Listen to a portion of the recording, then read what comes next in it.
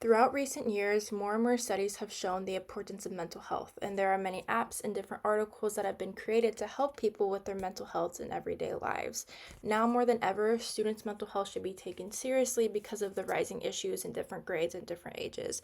And I've done extensive research and I've studied different statistics surrounding this topic. And because mental health is a topic that people are now understanding the importance of, there are many resolutions that schools are trying to help their students. And in many schools, the well being of students is really undermet. And this is an issue because now they have to create new programs and hire therapists, social workers, and other mental health professionals to help students. And one of the main issues with helping students in school with their mental health is that it can cost a lot of money, and schools can already be tight on budgets. They're already funding other programs, so having to create a new program or hire more staff can be tricky because they don't have the money and resources for that. And another problem is that there's a lot of tests in schools, and tests can be really stress inducing and anxiety inducing.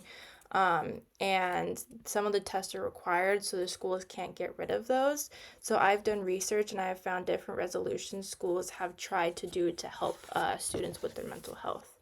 So, Kira News from North Texas covered a story from Momentous School, which is an elementary school in Dallas, Texas. And Momentous School uses a CEL curriculum, and CEL stands for Social Emotional Learning. And with this curriculum, they learn how their brain processes different emotions and different experiences. And this curriculum can actually help with test taking because they practice deep breathing before the test.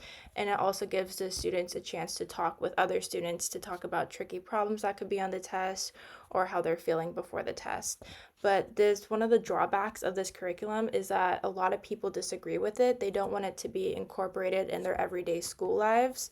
And in 2022, a Florida Department of Education actually rejected textbooks because they involved the CEL curriculum, and a lot of people disagreed with that, so they just rejected all the textbooks. And like I said, one of the main issues with helping students in school with their mental health is that it can cost a lot of money and a lot of resources that schools don't have.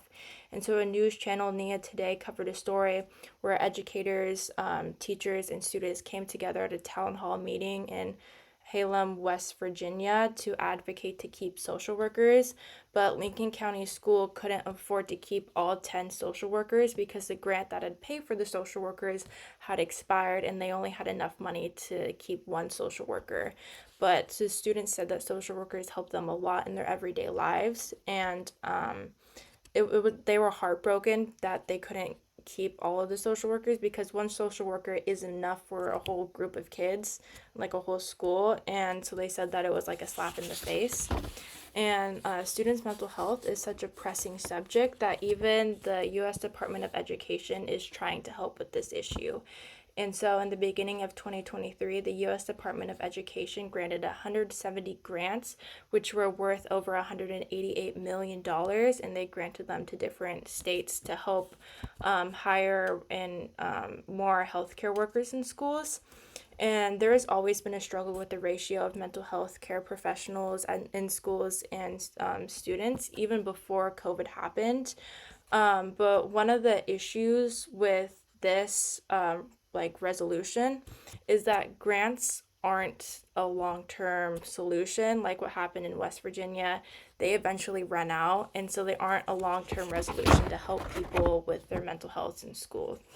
And some of the resolutions can cost a lot of money, like hiring social workers and therapists. But even like talking about your emotions in schools and practicing deep breathing, that can still be beneficial and that doesn't cost a lot of money. And mental health is an issue that affects students and is a topic that needs to be discussed. Even though mental health can be a somewhat of a controversial topic and something that not everyone agrees should be addressed in everyday curriculum, there are already actions being taken to help students, and but there's still a lot that needs to be done to help students with their mental health in schools.